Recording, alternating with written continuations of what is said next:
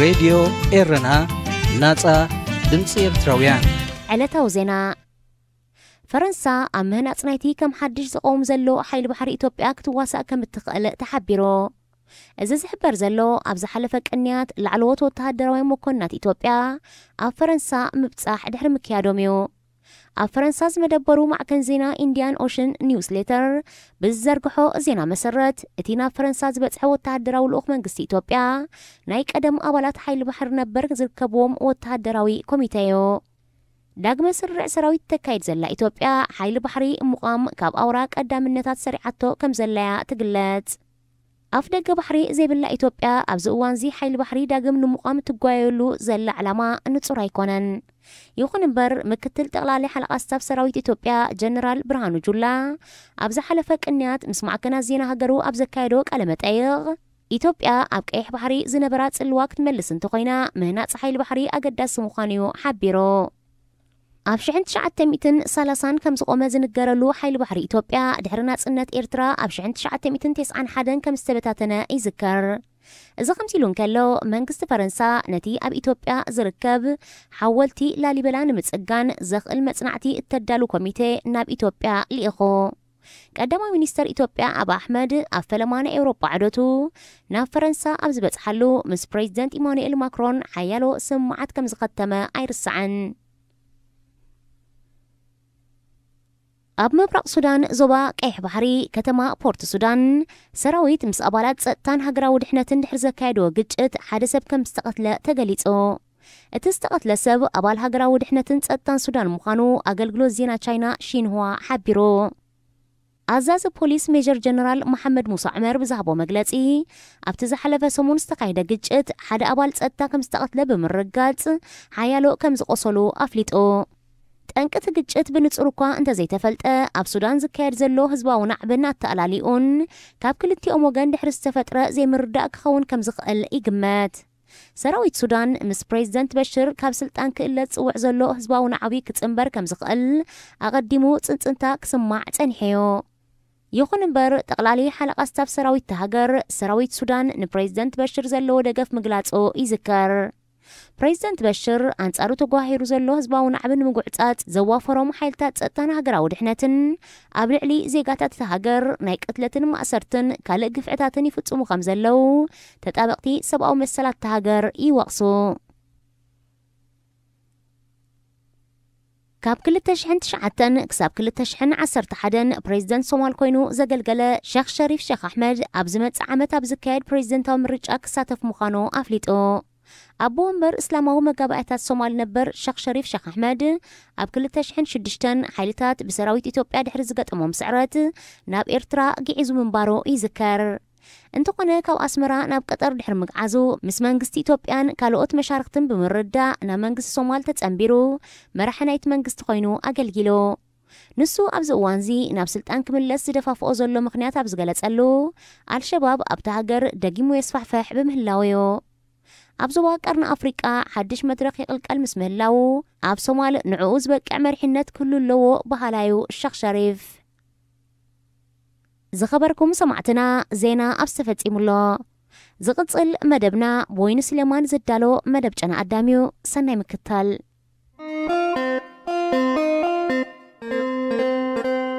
جانا أدام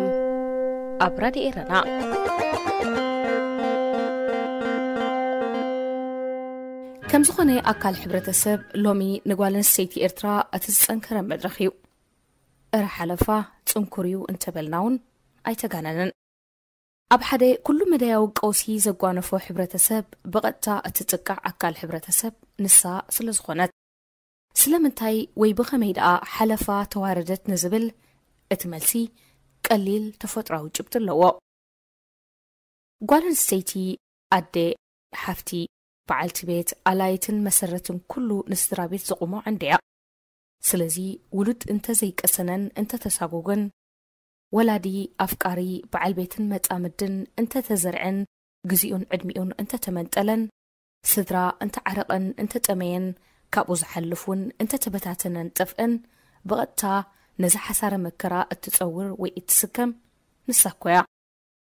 ترادي هلوا حفتي ተራውላድ ያህልዋ ቤተ ዘመድ ወይ አላይት እትጽዕነት ጸቕጥናብራን ፖለቲካዊ ቅልውላዋትን ኩሉ ኣብቲ ዝባና ይጽሒ ተፈጥሮን ባህርን ናታቶም ግደይ ስለ ዝጻወቱ ድማ እታ እትንካሲ ኩሉ ግዜ ሄዋንያ ከምዚ ክበሃል ጸንሐ ኣብ ሕብረተሰብ ኩሉ ስለ ዝኾነ ድማ እቲ ንሳ እተፍርዮን እተሳስዮን ስድራ ብኩለንትናዊ ህላወኣ ስለ ዝጽሎ ቤታ ስነ ኣእምራዊ ኩነታታን ናብራኣን ዘንጸባርቕ ይኸውን ኣብ ኩሎምቶም ኣሰቅቕቲ ዓለም ዝረኣየቶም ዓውደ ኩናት ደቂ ኣንስትዮ ክንድምንታይ ዋጋ ከም ዝኸፈላ ተራእዩ በዘን ብተፈጥሮኣዊ ድርትነተን ግና ኣይተዓግታን እቲ ዓለም ዘማእዘነ ኣካይዳታት ደቂ ኣንስትዮ ዝሓለፈ እዩ እንተተባህለ ሕጂ እውን ኣይተጋነነን ኣብ ቦታ ጓል ኣንስተይቲ ኮይነ ይጽሕፍ ብምህላዊ ነቲ ክእለታት ደቂ ኣንስትዮ ካብ ልኩዕን ላዕሊ ንምግባር ከይመስል ኣብቲ ጭብጢ ዘለዎ ክስተታት ወሪደ ክምጉት ክፍትን እምበር ብድሕሪ ትዕውት ሰብኣይ ንፍዕቲ ሰበይትላ ዝተባህለ ጉኖም ብህለሎ መበገስ ኣለዎ ኣብ ገዛእ ቤትና ኣብ ታቦ ዝመርሓ ስድራ ቤታዊ ኣቃውማ ዘለዋ ገዛና እውን ድሕርቲ ርእሲ ገዛ ኮይኑ ዝርአን ሕብረተሰብ ዘፍቀደሉ ናቦ እታ ወሓለ ወረጃን ጅግናን ኣደላ ስለ ዝኾነ ድማ ኣብ ሕብረተሰብና እቲ ቤትን እቲ ውሉድን ንኣተሓሕዛን ብቕዓትን ኣደዮም ዘንጸባርቑ ብሓቂ ግን ሕብረተሰብና ንዋጋን ብልጫን ጓል ኣንስተይቲ ብዝግባእ እተረድእ ድዩ ካብኡ ዝሓልፍ ኣበርክቶአን ይፈልጥ ክንሱ ብጸኒሕ ባህላዊ ኣተሓሳስባታት ዋጋን ክብርን ዝነፍገሎም ኣጋጣሚታት ኣለዎ ዶ ዝብሉ ሕተታት ነዊሕ ዓመታት ተላዒሎም ኣካታዕቲ ኮይኖም ኣብ ገሊኡን ብኸፊል መምሕያሽ ዘለዎ ኣካይዳ ክኸይድ ደሪኾምን ሓጊዞምን እኳ እንተኾኑ እዚ ዓይነት ርድኢታት ሙሉእ ብምሉእ ተሳዒሩ እዩ ክበሃል ዝከኣል ግን ኣይመስለንን ብረታዊ ቃልሲ ህዝቢ ኤርትራ ኤርትራውያን ደቂ ኣንስትዮ ተኽእሎአንን ብልጭአንን ዘርአያሉ መድረኽ ነይሩ ሕብረተሰብ ናይ ጽኑሕ ባህሊ ኣጠማምትኡ ኣብ ጓል ኣንስተይቲ ብኻልእ ዓይኒ ክርአ ዘኽኣለ ፍጹም ብቕዓት ደቂ ኣንስትዮ ዝተራእየሉ መድረኽ ድማ ነይሩ ድሕሪ ናጽነት ኤርትራዊት ጓል ኣንስተይቲ ናህሪ ብቕዓታ ዝሓለወ ኣካይዳ ክትከይድ ማሕበራውን ፖለቲካውን መድረኽ ረኺባ ዶ ንዝብል ሕቶ ግን ኣይረኸበትን ናይዚ ኣብነት ተጋደልቲ ደቂ ኣንስትዮ ኤርትራ ድሕሪ ናጽነት ካብቲ ቅድሚ ናጽነት ዝኸፈለኦ ዝተዓጻጸፈ ከቢድ ዋጋ ከፊለንን ክሳብ ሎሚ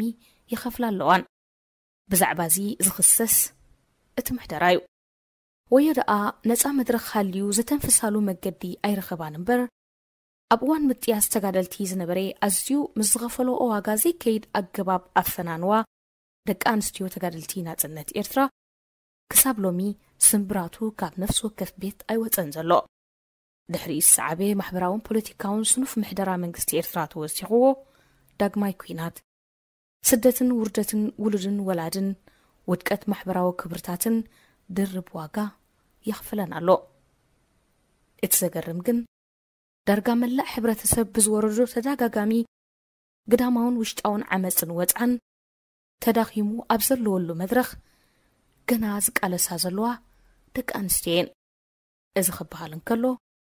ጓል ኣንስተይቲ ጭርሖታት ኣልዒላ ኣንጻር ዓመፂ ብምጭራሕ ትቃለስ ጥራይ ዝመስሎ የዋህ ከስተብለሉ ኣይክእልን ይኸውን እምበር ከም ኤርትራዊታት ደገይሩ ዝቃለስ ዘሎ ከቶ የልቦን ንምልማስ ሕብረተሰብ ኣብ ዝተገብረ ኩሉ ፈተነታት ንዘዚ ተፈጥረ ነዃል ንምዕባስ ኣብ መሪር ቃልሲ ዘላ ዝያዳ እታ ጓል ኣንስተይቲ እያ ኣብ ገለ መድረኻት ደቂ ኣንስትዮ ካብ ዝንዛረበሉ ጸናሕና ፍልይ ብዝበለ መንገዲ ከምቲ ኣብ እዋን ብረታዊ ቃልሲ ኣብ ቅድሚት ተሰሊፈን ዝቃለሳሉ ዕድል ረኺበን ኣለዋ ሎሚ ኣብ ፖለቲካዊ ኩነታት ኤርትራ ህዝቢ ኤርትራ ማለት እቲ ካብ ኤርትራ ወፃእ ዝቕመጥ ብዘለዎ ናጽነት ሓሳብካ ምግላጽ ኣብ ክልተ ደንበ ተመቒሉ ቴክኖሎጂ ብዝፈጠረሉ ጸጋ ሓሳቡ እናገለጸን ሓደ ኣንጻር እቲ ሓደ እናተኻትዕን ፍታሕ ሓምድላይ ተጸሚድሉ ዘሎ መድረኽ እዩ እንተኾነ ኣብ ቃልሲ ተጸራራ ሓሳብ ዘለዎ ወገን ስለ ዘሎ ብኣምሩ እውን እቲ ቃልሲ ዝበሃል ኣንጻር ርድኢትን ኣተሓሳስባን ምዝህሉ ስለ ዝፍጠር ደቂ ኣንስትዮ መሰረታዊ መሰል ወዲ ሰብ ሓሳብ ናይ ምግላጽ መሰለን ተጠቒመን ንቕድሚት ክወፃን ስምዒተን ከንጸባርቓን እንከለዋ ዝድርበየለን ዘሎ እማን ማዕለያ ይብሉን። እቲ እማን ድማ ሓሳብ ዝሓዘለ ዘይኮነ ብቐጥታ ናብ ውልቃዊ ህይወተን ዝቐንዐ እዩ። ስለምንታይ እዩ ጓል ኣንስተይቲ ምስ እትኸውን ጥራይ ውልቃዊ ህይወት መማጉት ኮይኑ ዝቐርብ? ኣዝዩ ዘገርም እዩ። ወላ ካብቶም ተማሂርናን ንፈልጥ ኢና ክንመርሕ ንኽእል ኢና ዝብሉ ስለ ዝወፅእ ድማ ኣዝዩ ኣሕዛኒ ይገብሮ። እታ ጓል ምስ ሓሳብካ ዘሰማማዕን ነቲ እትደልዮ ኣጀንዳ ዘሳሲ ስምዒትን ከተንጸባርቕን ከላ ዋዕሮ፣ ሃገራዊት፣ ኣንበሲት፣ ጓል ህዝቢ ወዘተ ከተጥምቓት ጸናሕካ ውሽጣዊ ስምዒታን ሓቅን ዝኾነ ሓሳብ ከተንጸባርቕ ምጀመረት ኣብ ክንዲ ብሓሳባት ምምጓታ ብቐጥታ ናብ ውልቃዊ ህይወታ ብምስጋር ከተጸልማን ኣዋረቲ ዘለፋታት ከተሰክማን ይርአ። እዚ ኸኣ ኣብ ጓል ኣንስተይቲ የብሉ ወዲ ተባዕታይ ኣብ ዳርጋ መብዛሕትኡ ኤርትራዊ ሰብ ዝርአዩ ወላትን ደቂ ኣንስትዮ ንኻልኦት ደቂ ኣንስትዮ ዝጥቀማሉ ዘሰንብድ በትሪ እዚዩ። በዚ ድማ ኣተሓሳስባት ሕብረተሰብ ደቂ ኣንስትዮ ንባዕለን ኣብ ጓል ኣንስተይቲ ኣዝዩ ኣብቲ ዝተሓተ ደረጃ ከም ዘሎ ትግንዘብ። هذه إذاعة إرنا ኤርትራውያን ዝበሃልን ዘይበሃልን ቋፂሮም ኣብ ዝውልዕዎ ኣብ ፌስቡክ ዝርከብ ብቐጥታ ኣብ መስመር ኣቲኻ እትዛረበሉ መድረኽ እዩ። ሓንቲ ሓፍቲ ኣነ ሓሳብ ኣለኒ፣ ኣብ ሃገርና ዝኸይድ ዘሎ ኣካይዳ ቁኑዕ የለን፣ ክሳብ ሎሚ ኣብ ኩናትን ሽግርን ስለ ዝጸናሕና ነቲ ብስርዓት ወያነ ዝተኣወጀልና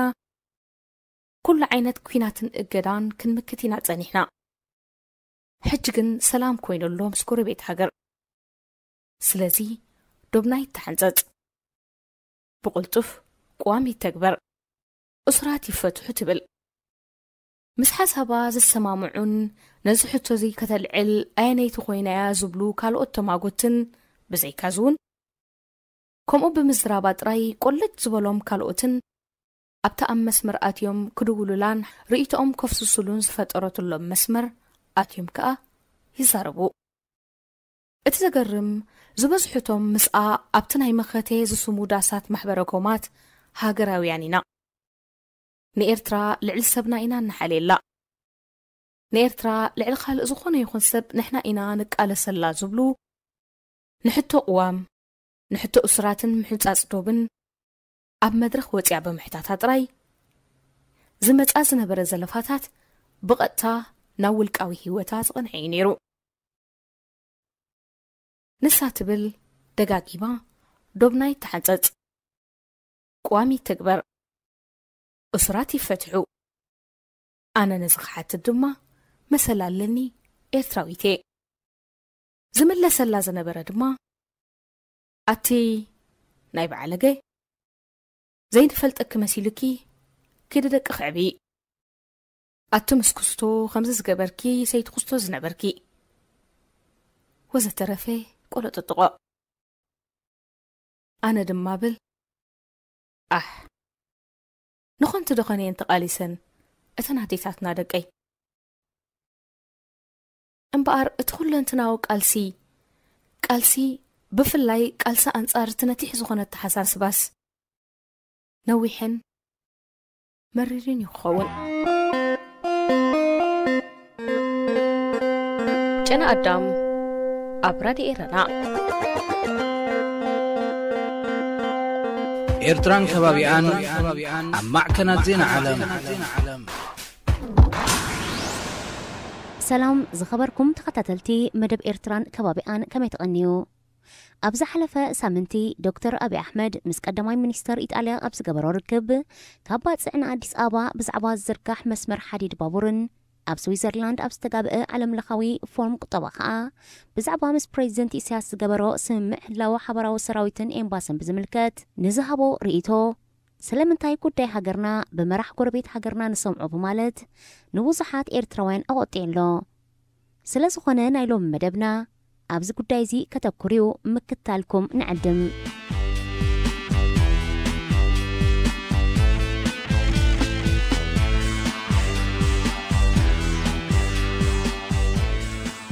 مسمر حديد متقوى عديس آبا قدماي منيستر إثيوبيا أبي أحمد مس مزنو إيطالياوي جوزيبو كونتي دحر مزراب إيطاليا كودب باطع ناب أديس آبا منقد دابور نمزرقاح زخእል قدماي قص مصنعتي كتمول مخانا مس حبره ኤርትራውያን بقطعه ስለምንታይና ጉዳይ ሃገርና በመራح ጎረቤት ሃገር ንሰምዖ ስለምንታዩ እቲ ሃገር ዝመርሕ ዘሎ መንግስቲ ዘይሕብረና ክብሉ ኣብ መራኸቢ ብዙሃን ቁጥዖኦም ገሊጾም እቲ ቀዳማይ ሚኒስተር እንደገና ኣብ ስዊዘርላንድ ኣብ ዝተጋብአ ዓለምለኻዊ ፎርም ቁጠባ ምስ ፕሬዚደንት ኢሳያስ ኣብ ሙቃም ሓባራዊ ሰራዊትን ኤምባሲን ከም ተሳምዐ ኤርትራ ጅቡትን ኢትዮጵያን ሓባራዊ ሰራዊትን ኤምባሲታትን እንተገበራ ወጻኤን ብምቁጣብ ረብሓ ኣንበር ከም ዘይጉድኣ እቲ ክሳብ ሕጂ ጸገም ኮይኑ ዝጸንሐ ኸኣ ትዕቢትን ኣንነትን መራሕቲ ኣፍሪቃ ምዃኑ ሓቢሩ ዘረብኡ ብምቕጻል ኣቢ እንተ ሓቢርና ክንሕይል እንተ ተነጻጺልና ኸኣ ክንደክም ኢና ኽብል ነቲ ቆልዑ መባእታ ብትግርኛ ዝሓበረ ኣእዳው ኣርቃይ የጸንብዓ በምሓርኛ ኸኣ ድል ቢያብር ኣንበሳ ያስር ብዝብል ምስላ ዝመሃሩና ጠቕምን ረብሓን ሓቢርካ ምስራሕ ኣገዳሲ ምዃኑ ብምጥቃስ ኣገዳስነት ምትሕብባር ኣረዲኡ ዓቕምታትካን ጸጋታትካን ኣወሃሂድካ ሓቢርካ ምስራሕ ጠቕምታቱ ከም ዝምዘን ማንም ዝስሕቶ ኣይኮነን ሓቢርካ ንኽትሰርሕ ግን ፈለማ ብነዊሕ ጉዕዞ እተፈተነን እተጠሬን እምነትን ንውሉድ ወለዶ ዝሰግር ጽኑዕ ዘይወላውል ብሕጊ ተደገፈ ህዝቢ ዝፈልጦ ውዕል ክህሉ የድሊ ምኽንያቱ እቲ እምነት ሕልናዊ ቅሳነት እቲ ሕጊ ኸኣ ነባር ዋሕስ ስለ ዝፈጥር ተሞክሮ ህዝቢ ኤርትራ ምስ ስርዓታት ኢትዮጵያ ንጉስ ሃይለ ስላሴን ደርግን ናይ ገዛእትን ጉዝኣትን ተሞክሮ እዩ ዝምድና ህወሓት ኣብ ብረታዊ ቃልሲ ክብል ነጠቕን እኳ እንተነበሮ ክሳብ ናጽነትን ድሕሪኡ ዝቐጸለ 7 ዓመታትን ብዙሕ ኣንነታት መዳያት ነይሩ እዩ ኣብ ኩናት ዶባት 1998 ክሳብ 2000 ድሕሪኡ ዝሰዓበ ወጥሪ 18 ዓመታትን ግን ክእመን ዘይክእል ጽልእን ህልኽን እዩ ተነዲቑ ብሓፂሩ ክሳዕ ዝሓለፈ 6 ወርሒ ድሕሪ ናጽነት 7 ዓመታትን እንተዘይኮይኑ ኣብ መንጎ ኤርትራን ኢትዮጵያን ኩናትን ህውከትን እምበር ፍቕርን ምትሕብባርን ኣይነበረን ኩናት ጎበጣን ዓመፅን ኩናት ሓይልን ዕብለላን ስርዓታት ኢትዮጵያ ሃይለ ስላሴን ደርግን ኣብ ህዝቢ ኤርትራ ዘስዓቦ ዕንወትን ጥፍኣትን መወዳድርቲ የብሉን ኤርትራውያን ብሕቡራት ሃገራት ዝተዋሕሰ ፌደራላዊ መሰልና ተጋሂሱ ባይቶና ፈሪሱ ኣቤት ስለ ዝበልና ጥራሕ ብስርዓት ሃይለ ስላሴን ደርግን ብሳንጃን ጠበንጃን ብጥኢትን ቦምባን ብነፈርትን መዳፍዓትን ተሃዲና ዓድታትና ነዲዱ ሕርሻና ባዲሙ ጥሪትና ጸኒተን ህዝብና ሓሊቆዮ ድሕርዚ ግፍዕን መከራን መሰልናን ናጽነትናን ከነረጋግጽ ኣብ ዘካየድናዮ ኩናት 30 ዓመታት ኣስታት 70,000 ሰማዕታት ካልኦት ኣሽሓት ስንኩላን ከሲርና ንስደትን ውርደትን ተቓሊዕና ካብ ሓንቲ ስድራ 5-6 ከይተረፈ ሕሳስ ልደን ጻንታን ማንታን ሓድግን ሕዳግን ከፊልናይና እናጽነትና ኣረጋጊጽና ስለዚ ንኤርትራውያን ስድራ ቤታት ስርዓታት ኢትዮጵያ ማለት ሞት ዕንወት ጥፍኣት ህልቂት ስደት ከርተት ማለት እዩ ኤርትራውያን ነዚ ሕጂ ካብ ገዛእ ደቆም ዝወርዶም ዘሎ ግፍዕን መከራን ምስቲ ብገዛእቲ ስርዓታት ዝወረዶም ህልቂትን ጥፍኣትን ስለ ዘነጻጽርዮም ብመራሒኦም ንዘጋጥሞም ዘሎ ዕንወት ክጸርዎ ዓቕሊ ገይሮም ዘለዉ ኣብ ኤርትራውያን ዝወረደ ስቃይን ግፍዕን ከምቲ ሰበስልጣን ሃይለ ስላሴን ደርግን ዝነበሩ ዝገበሩና ዘለና ቃለ መሕትት ዘሕዝን ፍጻሜዩ ብዝብል ናይ የቕሬታ ቃላት ተገሊጹ ዝርሳዕ ኣይኮነን ጉዳይ ኤርትራ ንጉስ ሃይለ ስላሴን ደርግን ኣተሓሕዛን ኣልያን ስለ ዘይጸበቑሉ እምበር ኣሕዋት እንዲና ዝበሃል ዘረባ ነተን ካብ ሓደ ስድራ ፍርቂ ደርዘን ዝገበራ ወሊደን ዝመኸና ርእየን ዝሰኣና ኣዴታት ኤርትራ ትርጉም የብሉን እቲ ይቕሬታን ሕድገትን እቲ ምርስዓን ሕውነትን ተዘይተገይሩ ኸኣ በቤትካን ልኡላውነትካን ሒዝካ ደረትካን ዶብካን ፈሊኻን ፈሊጥካን ህዝቢ ብዝፈልጦን ብወከልቱ ብዝዋሳኣሉን ሃገራዊ ባይቶ እምበር ውልቀ መራሕቲ ስለ ዝተሰምዑን ስለ ዝተሓቋቑፉን ጥራሕ ኩሉ ነገር ኩን ኮይኑ ማለት ኣይኮነን ትማሊ ዝነበረ ፍቕርን ዕርክነትን ኢሳያስን መለስን መላእ ዓለም ዝፈልጦ እዩ ምኽንያቱ ካልእ ይትረፍ እቶም ስርዓት ደርግ ንምምካት ኢድን ጓንትን ኮይኖም ኣብ ሓደ ጉድጓድ ዓሪዶም ብሓባር ተሰዊኦም ዝተቐብሩ ህዝባዊ ግንባርን ሕወሓትን እውን እንተኾነ ብደም ዝተፈረመ ቃል ኪዳን ኣሎና ፍቕርና ስትንክፎ የሎን ሕድርቶም ኣብ ሓደ ጋህሲ ዝቐበርናዮም ሰማዕታት ኣሎና እናበሉ ብሓንቲ ቁሸት ተሰሓሒቦም መወዳእትኡ ብሽምግልና ዳንነትን ክውዳእ ኣብ ዝነበሮን ዝተወድአን ጉዳይ ኣስታት 100,000 መንእስያት ስለ ዘጥፍኡ ኣብ ልቢ ኤርትራውያን ምስ ስርዓታት ኢትዮጵያ ምትእማን ንኽፍጠር ገና ነዊሕ ጉዕዞ ከድልዮ እቲ ፈታውን ጸላእን ዝእመኖ ኣብ ቃልሲ 20 ዓመት ተነድቀ ዝንቕንቕ ዘይመስል ዝነበረ ፖለቲካዊ ምሕዝነት ህወሓትን ህዝባዊ ግንባርን ልዕሊ ዝናይ ሕጂ ናይ ኣብን ኢሳያስን ዝነበረ ፍቕሪ ኢሳያስን መለስን ተባሕጊጉ ብቆይቂ ሓደ ረፍዲ ናብ ሙሉእ ኩናት ዝዓረገ ዘስካሕክሕ ዕንወት ኣምሪሑ መስዋእቲ ኣሽሓትን ምስ ጓግ 85,000 ኤርትራውያን ካብ ኢትዮጵያን ዝመስከረ ወለዶ ሕጂ ካብ ዶክተር ኣብይ ናይ ሓባር ሰራዊትን ኤምባስን ክንምስርት ተራዳዲእና ኢና ዝብል ዘረባ ክሰምዕ እንከሎ ከመይ ዘይስንብድ ከመይ ከዘይቁጣዕ ካብኡ ዝኸፍአ ህወሓት ብዝኣልዮን ዝምእዝኖን ይህወደግ ብዶባ ዝተመሳመሰ ኩናትን ስነ ኣእምሮዊ ሃስያ ወጥሪ 20 ዓመታት ኣብ ኤርትራውያን ገዚፍ በሰላን ስምብራትን ሓዲጉዮ እዚ ዕንወት እዚ ንክኽሰት መን ልዕሊ ትካልእ ተዋሲኡ እምበር ክልቲኦም ስርዓታት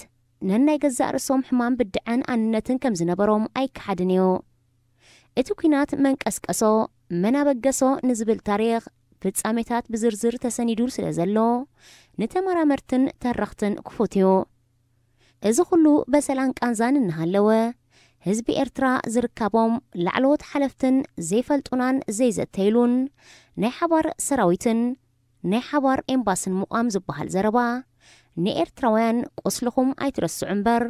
ካልእ ክኸውን ኣይክእልን እዩ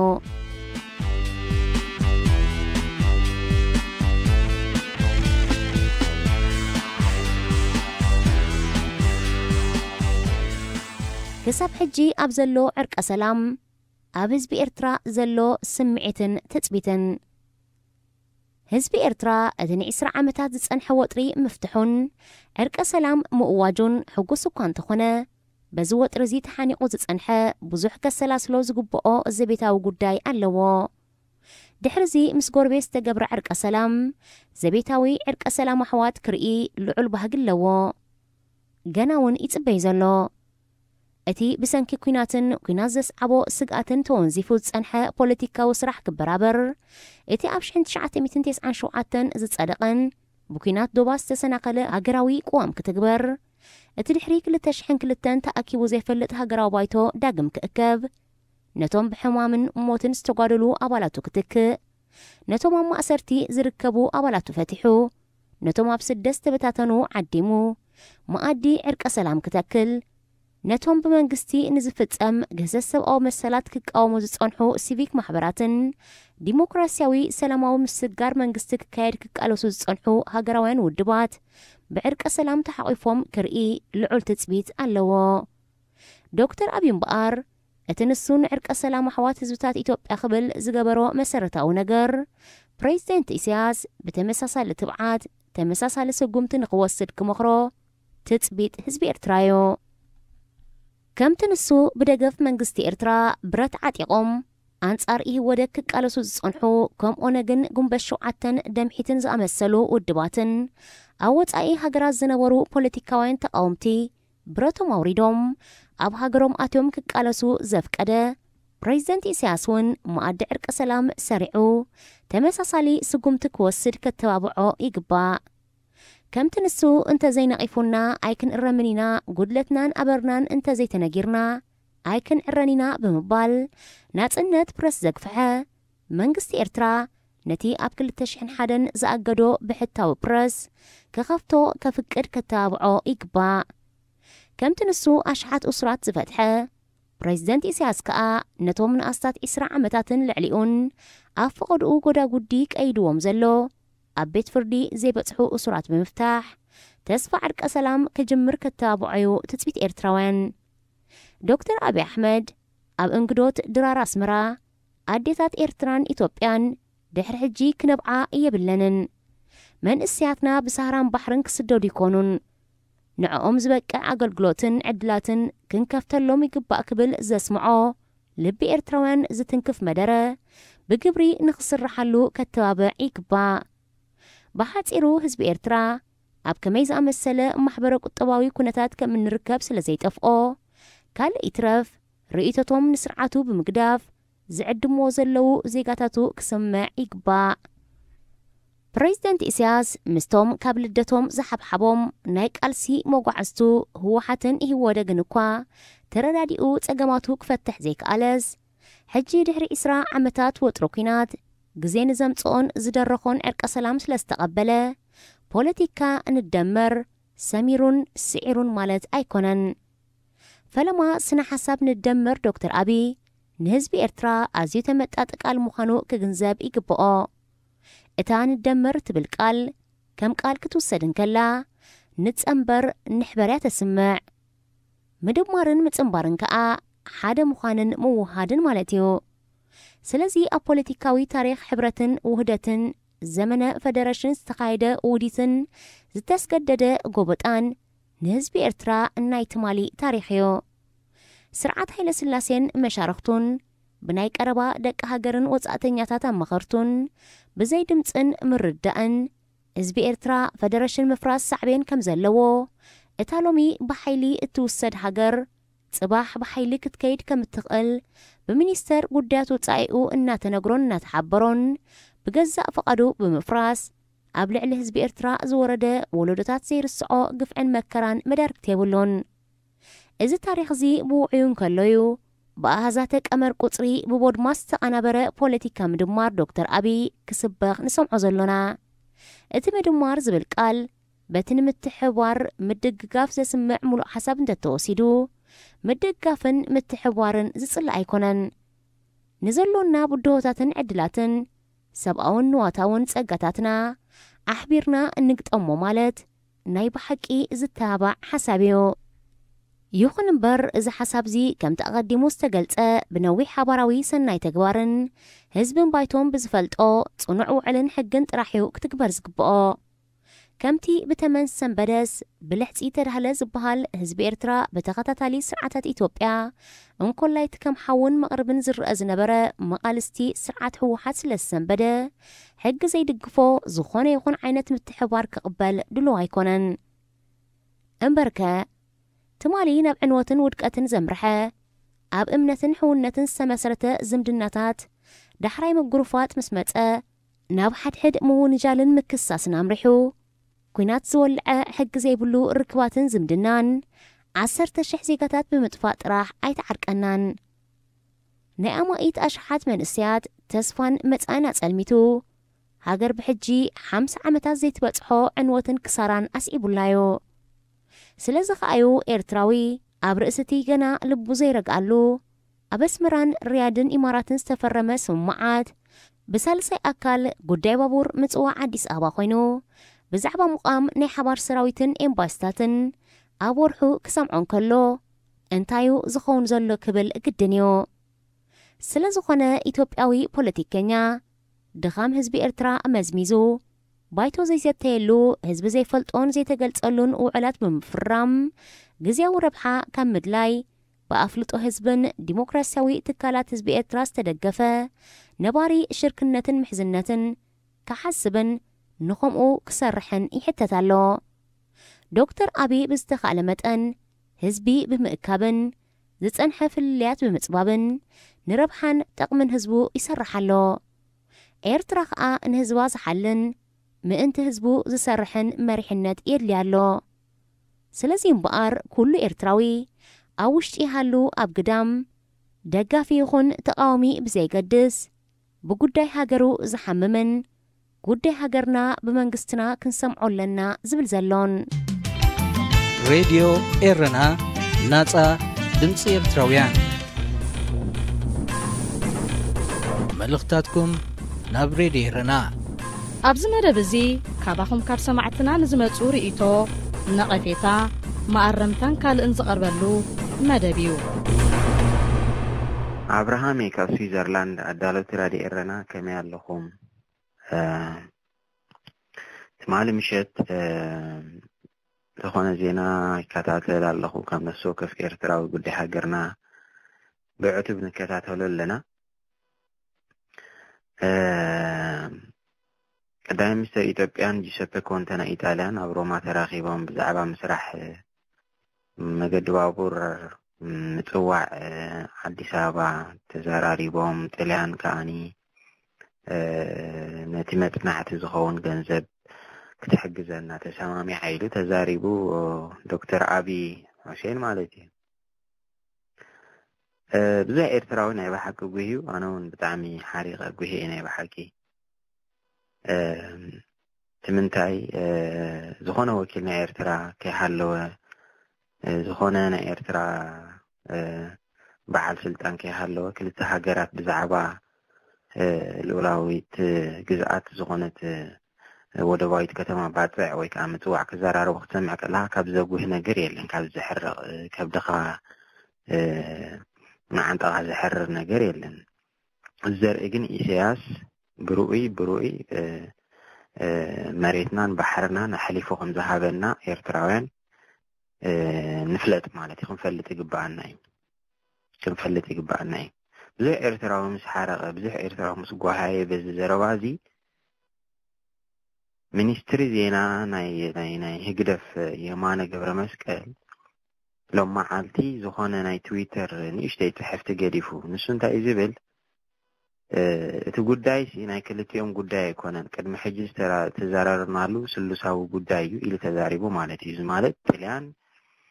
ኢትዮጵያ ኤርትራ ናይ ሰለስቲአን ሃገራት ስምምዕ እምበር ናይ ኢትዮጵያን ናይ ጣልያንን ስምምዕ ጥራይ ኣይኮነን ኢሉ ነቲ ኤርትራዊ ከተሓዳድኦ ብሓሶት ከተሓዳድኦ ፈቲኑ እዚ ግን ሓሶት እዩ ምክንያቱ እቲ ስምምዕ ድብል እቲ ዘረባ ዝብል ኣብ ሞንጎ ዘን ክልተ ሃገራት እዩ ዝብል ኣብ ሞንጎ ኢትዮጵያን ኣብ ሞንጎ ኢጣልያን እዩ ዝብል እምበር ኣብ ሞንጎ ዘን ሰለስተ ሃገራት ዝግበር ኣይኮነን ዝብል ወይ ከዓ ኣብ ሞንጎ ዘን ክልተ ሃገራት ኢትዮጵያን ኤርትራን ዝግበር ናይ መገዲ ባቡር ስምምዕ ጣልያን ክትምውሎ ወይ ከዓ ነቲ መጽናዕቲ ዝኸውን ገንዘብ ከተውፅእ ተሰማሚዓ ዝብል ኣይኮነን ሕጂ እቲ የማነ ገብረ መስቀል ግን ነቲ ኤርትራዊ ከተሃልል ክሕሱ ከተሃዳድእ ግን እዚ ነገር እዚ ቅድም ዝወዳእና ይብለና ኣሎ ቅድም ተዘራሪብና ኣሎ ነርና ኢና ይብለና ኣሎ ሞ ሓሳዊ ኢኻ ንብሎ ኣለና ሓሳዊ እስኻትኩም መሬትን ባሕርን ኤርትራ ይሕሊፍኩም ትብለኹም ኤርትራዊ ብጅግንነቱ ብስሪኡ ዘምጽአ ብመስዋዕቲ ደቁ ዘምጽአ ሃገር ባሕራን መሬታን ይሕሊፍኩም ትብኡ ኣለኹም ህግደፋውያን ትዝግበር ክግበር ኣለዎ ትዝግበር ኣብ እዋኑ ክግበር ኣለዎ ታሪክ 40ታት ታሪክ 50ታት ይድገም ኣሎ ኤርትራውያን ትሰምዑ እንድሕር ኣለኹም ኮይንኩም ክትገብርዎ ትኽእሉ ግበርዎ ግዜ ምስ ሓለፈ ትርጉም የብሉን ንሆለ ኢትዮጵያ ንዑ ዓድኹም ገዲፍኩም ውጡ ዜግነት ክንበኩም ኢና ኣብ ዓድና ተማሃሩ ኣብ ዓድና ተቐመጡ ይብሉ ኣለዉ እዚ ግን ሕቡእ ኣጀንዳ ንስደተኛታት ዜግነት ንህብ ኣለና ንስደተኛታት ናይ ትምህርቲ ዕድል ንህብ ኣለና ስደተኛታት ልክዕ ማሕረ ኢትዮጵያውያን ንገብሮም ኣለና እሞ ኤርትራውያን ዓድኹም ገዲፍኩም ናብ ኢትዮጵያ ንዑ እዚ ሲስተማቲካሊ ንምዕናው ንምድኻም ህዝቢ ኤርትራን ዝግበር ዘሎ እዩ ባሕርን መሬትን ህዝቢ ኤርትራ ኣሕሊፍካ ይወሃብ ኣሎ እሞ ብህግደፍ ኣሕሊፍካ ይወሃብ ኣሎ ኤርትራዊ ሓዲኡ ተዘይጌርኩም ሃገር ክትጠፍያ ይቐኒለይ ሃሎ ሮዴረና ከመይ ቀኒኹም ከመይ ኣለኹም ርሑስ በዓላት ርሑስ ሓድሽ ዓመት ርሑስ በዓል ልደት ርሑስ በዓል ጥምቀት ንኩልና ህዝቢ ኤርትራ ኣሰባብለ እንታይ ኣኽል ደለ ዘለኹ ኣብ ናይ ትማሊ ምሸት ዜና ዝሰማዕኽዎሲ ካብ ባፅዕ ንኣዲስ ኣበባ ዝኣቱ መንገዲ ክስራሕ እዩ ዝብል ብዶክተር ኣብይ ናይ ኢትዮጵያ ጠቅላይ ሚኒስተር ሓሊፉ ኣነ ግን ጉርብ ዝገረመን ነገር እንታይ እዩ ጽርግያ ምስርሑ ዘይኮነ ወይ ከዓ መንገዲ ባቡር ምስርሑ ዋላ ሓንቲ ፀገም የለን ጽቡቕ ነገር እዩ ግን መን እዩ نسو كابات ندي سابا خاطو زبلسي مجمرا حزبي إرترا منغسي إرترا يلن ديو ويس بنصر كم حضرنا جمير الله مالتي إرترا في إثيوبيا بيزلنا ذلو بخار أزار أربعة بينا وعلو أبطليان بتجبر سمنع يزل كم يزقبر ذلو مجمرا نجر تهزنا إرترا في كم تزدليون نجر والحنت يزير خبا نجر والحنت يقولون كسر حجي أبرترا هنت أيلن تتجبر نجار يلن بإثيوبيا زمت تندينو بإثيوبيا زمت سمينتو أتذكر من نجار جنتايو لام سي إيده 4 إجرات حكة كابس مرا نباتو نيتن 10 كيلومتر بجوبت زعاتو ناب إرترا خمس سمينتون تندينون جن بزعم زحفر نجاري تعمس زحنخي انت هويني تدو بيات عبد الذياتو انت هويني بعسب عبد الذياتو ودا عسب ودا باتعن قدام انك تقم زغبان حزب إرتراي نوتو مدمرت ودبات نت دومن عطم زخسكس حزب إرترا مجمريا نعو خون قدام نزو هابو نسيو اتو ودباتنا إرترا غوانوت يغويو ولو وتم هابتما دك إرترا خا افقدو طفيلو دهاتا سلازخنا كنن بايتا سلتسالت راح ينبر حزب إرترا عقم ملوء زي قدل يفلطوا يم إثيوبياويان حزب إرترا صراحتኛ صعرام صريحو ዝነብር حقኛ መትከለኛ አመትኮሉ ጽኑዕ ኣብ ኩናት ጽኑዕ ነሃገሩ በቃ ህዝቢ ኤርትራሲ ምን ኮይነም የሚያዞም ሕጂ በቱን ሃና ባሕር ዝዋራ ዘይሲ መጀመሪያ ነገር እቱ ባሕሪ ንኤርትራውያን ኤርትራውያን ቀይሕ ባሕሪ ናይ ኤርትራ ኣብ መጽሓፍ ቅዱስ ናይ ኤርትራ ኣብ ኩሉና ኤርትራ كتقوم تللهم كأخوم تجبوا بجبت تلاقوا خفيلهم زخور زلوا كيفيلهم يوصلوا نحنا ناتهم هابتلو تمنين عنا أي بحري عند حر اللي أبودنا كل ساعة يتبقى برتقط تكونيا أي بحر هذه اللي هذا كما يتبقى تكونيا ولا لا هو هاي نقول نبي خيزلوا إذا غير بحر خبروا بقى بحلمهم إسرائيل شرعات بحر إسرائيل شرعات عمل كدك سخ عجها جمير الله إذا هم زقبر ذل إثياس أنت هاي زقبر ذل غير ترى ذل حزب ذل هاي زقبر ذل هاي سراوي تزل جنرالات نازل سي تخيل إذا خيز ذلوا إرتقى خم هاجر مخانا تأمين الله مبل 80 قال هاجر كهنا أبودو فقرات هاجرات بانديرات زوروا البلبت أفريقيا حبرات أفريقيا بانديرات دخلت هاجر سي نابيهم وي زلوا سنتايت نجر عتم سبات سبحانه هو 4 ولد خسرنا لنا حجون إذا نجر قلص النت يحلوه إذا نجر قلص النت يحلوه قلص النت زي يقولوا نجر سبحانه هو كاله واقع نخفل لنا ما اللي سبب عامرتنا زعدل أي كاله من محضر نهزب إرتنا يركبه سلطان كاب إرتراويان وسيدو ومبر كاب إثيوبياويان أكونوا وسيدو حزب إرترا يهبوه بحزب بدم حواتنا بدم جغانونا زمتت هاجر انت عايز تقبر زولو حزب إرترا حجي تقاومن يقافن زبهالو ساعات أيقونن هاجر كأواغان عداغان تأطولا هاي تبارابر نقاح كاب دك أسكا تنسي تنسيو كاب دك أسكا حزب إرترا زي دمس راديو إيراناي سلام أدالو في راديو إيرانان خطاتلتان لقصة قبل ماريامي كاب بي إيريا كاليفورنيا أبتر إسران 4 كرتشين 19 غازيتينيا حرقو قالتا مستقالاساين فتون سنة باباوي أبرار عثمان زقبرتو قال محتد سميع نتا كمتن كالوتي حواتا تبعن تقالاسيتن قدم أبرتاو قالسي حجي دما أب كبيد نابرا سدت كوينا دخيمي خيبالت عدمية ملو نهاجرا توفى زلا زنات بقعت غازيت انيانتن تونن حرقو قالتا سلتخل جيزي عمدب إرنا مزياز تفلالي مويان بقعاتن زلوهم أجد دست سباتن إن عدمت نتخطاتلتي مدب إرنان لزب إيرتران تقربون تزرقحون زلا تقنتي سرح أزي يمسكت زوركم رادي إرنا نجزيو شميك قبلي دلي تقنات ختم فرانكفورت كحطو دلو خطو كتحطو لي نمهراتن نخيلاتات بلوتيك نا إرتران إذا دكايات دلنا إرترا ما بحكي دربشين حنقولك دتقون دستقن سلزقوني تمالي دم تمحلالو في كاباتي كعباد ساباس من قدك بابور كسرح ناي تبقى مرحة تزاريبو بوح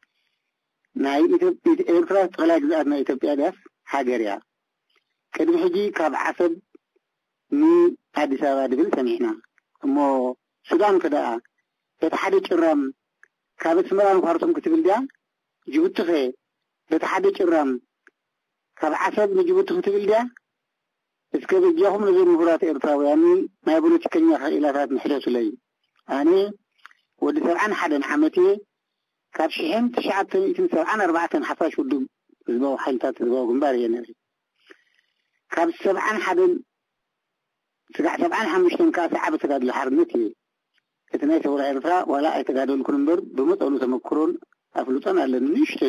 نشتي أصدق أنا نشتي ألا تني سلذي كالي جزيك حطون كولين دو لخوين ألاني ولوين بتناي قطر حدا محمد كناي دمر حدا نبري أمر ابن نبر خونتات كوكور بافلوطان لاني سلذي إذا ما حجينا إطراب غير دولون كل إطراب غير كنق في الزخوني أمو بجاهم نزوم بلوش كنياتاتن مهوراتن كتحبتو لي كالي مساخد تغفيتكا كنت عرفت وعيل إبراوي كان مساخد تغفيتكا ووقت قلت وعلسي انتهي قبرالو كمي قركا زبغات ترنف كمي قركا حقركا تدحن لقدام متزارب كاي محشكان أبدو بجيزي إبراوي تقوامي دقافي كتبلسي يمهر الكادو سلذي تقوامي دبهال دقافي دبهال أبسا حفزي كديفكا بحادي مرحنة حالة أمور قنبار نخونكا نزيدلو تكايد دلو تحطولن كتزاربولن قباكا كندا بريزدنت تكون لهم أبدا قدر بدو ويجي لهم بدو قرنشافكم ما هيمانوتلو ما وغندو ما ورجادو ما حلدو ستوب بجاهم إذا ودحنكم كالجزي سقعد زارب نزيع نمورات تحطلي دم على الفاد لهم كابتم بدأ عرفت تلتي راديوهم يم ولا وزن تقربهم حتون نسيلكم ما يبحث دس دبليو إذا كبي قرب محل تقربته حروقو محمود بحال ما يبحث دس دبل زربائي كم دعم سوني تقربكم يمكن ليس بونرو حبتنا حروقو ويقالي يمكن تغلي أخي أنا ودي طبعا حدني كم تقربك دس دبليو مع بنت كم زبع عذاب بهولندا دول فانوس بهولندا دين ده بتكون في أوروبا دول فانوس دبال كم زبع عذاب مرت مسجين دبالو كم زبع الحجي بعد كم الحجي بعد إنجليز زاربنا ورا كده أنا غلطها نزيهم صوي كم كتاع كنديس بونورو مخنياتو حجاو زراربار زاربو صرف ده يقولوا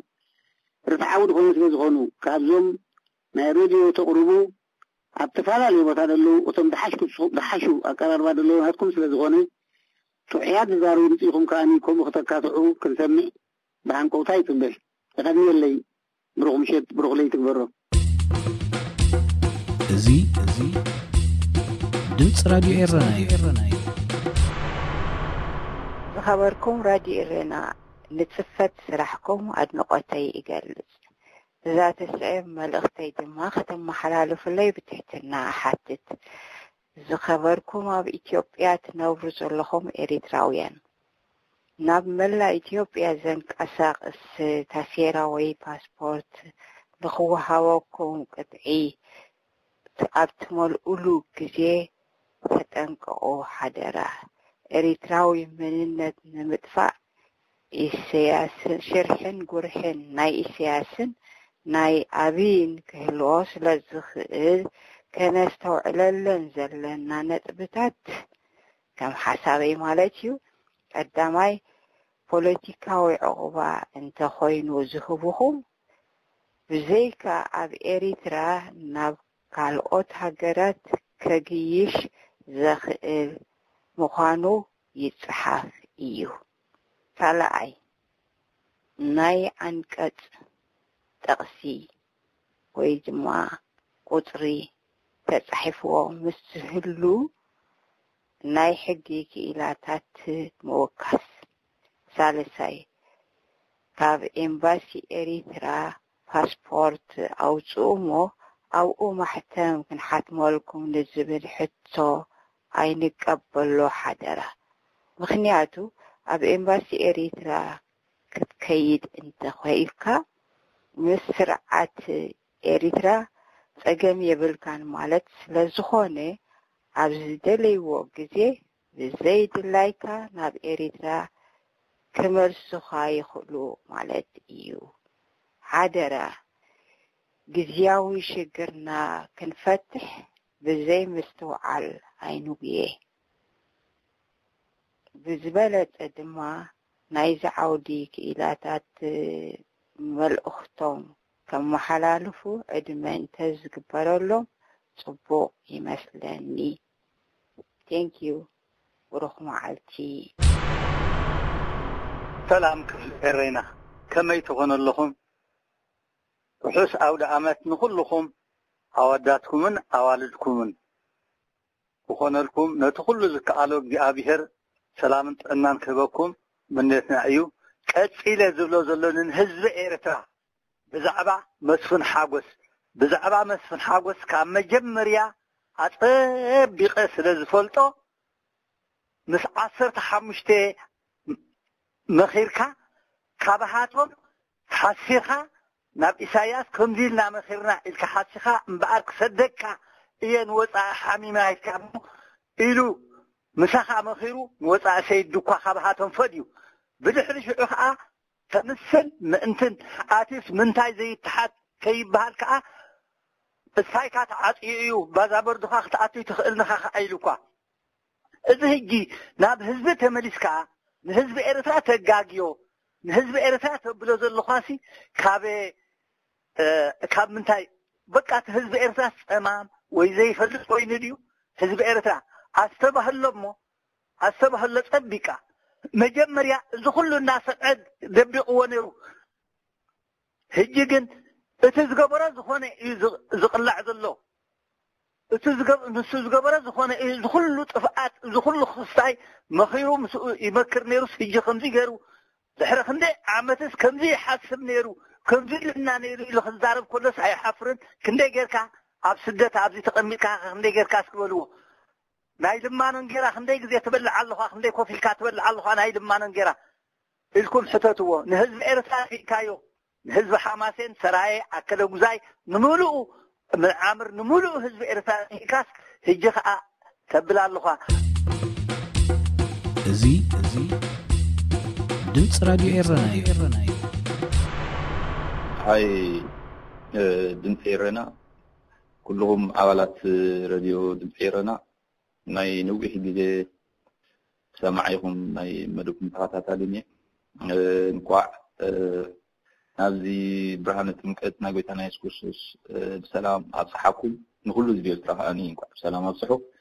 ሎሚ እውን ከምዚ ሕጂ ኣብዚ ዕለት ዕስራ ዝተፈነወ ናይ ድምፂ ኤረና ፕሮግራም ብሓቂ እቲ ናይ ጅግንነትን እቲ ናሓቦ ተጋዳላይ ጅግና ወዲ ዓሊ ብምዝካርኩም ብሓቂ ደስ ዘብል እዩ። ካልእ ከዓ ነቲ ህዝቢ ኤርትራ ኣብ ጭንቅና መከራን ዘሎ ዘኪርኩም ነዚ ብረታዊ ለውጢ ኣብ ህዝቢ ኤርትራ ከም ዝፈተነ ጅግና ተጋዳላይ ምዝካርኩም ብሓቂ ደስ ዘብል እዩ። ቀፂለ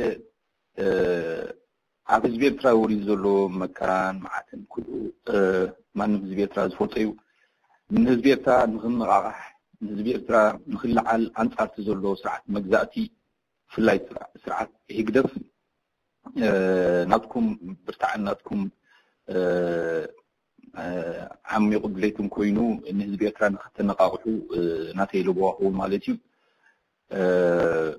ኣብዚ ሒዝና ዘለና 2019 ከዓ